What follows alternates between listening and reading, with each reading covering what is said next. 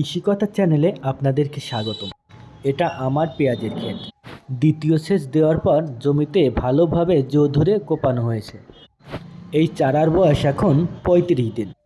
এই সময়ে পেঁয়াজ গাছের বৃদ্ধি ভালো রাখার জন্য সঠিক স্প্রে খুবই প্রয়োজনীয়। আমি জমিতে কী স্প্রে করলাম তা আজকে দেখাবো। আমি ব্যবহার করেছি সলেমন কীটনাশক বায়ার কোম্পানি, সাথে মিরাভিস ডুও, এটা সিনজেন্টা কোম্পানি, এবং ডাইথেন M45 ম্যানকোজেব, এটাও বায়ারের। সলেমন কীটনাশকটি পেঁয়াজের পাতার থ্রিপস, পাতা খেকো পোকা এবং চুষে খাওয়া পোকার বিরুদ্ধে কার্যকর। ডাইথেন M45 বহুল প্রচলিত একটি ম্যানকোজেব গ্রুপের ছত্রাকনাশক।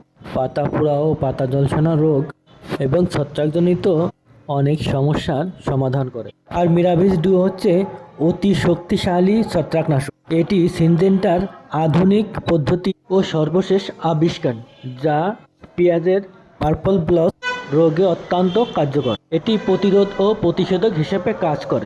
সলেমন প্রতি লিটারে 0.5 ml এবং ম্যানকোজেব ডাইথেন M45 প্রতি লিটার পানিতে 2 গ্রাম হারে এবং মিরাভিস ডুও লিটারে 2 মিলি হারে প্রয়োগ করতে হবে।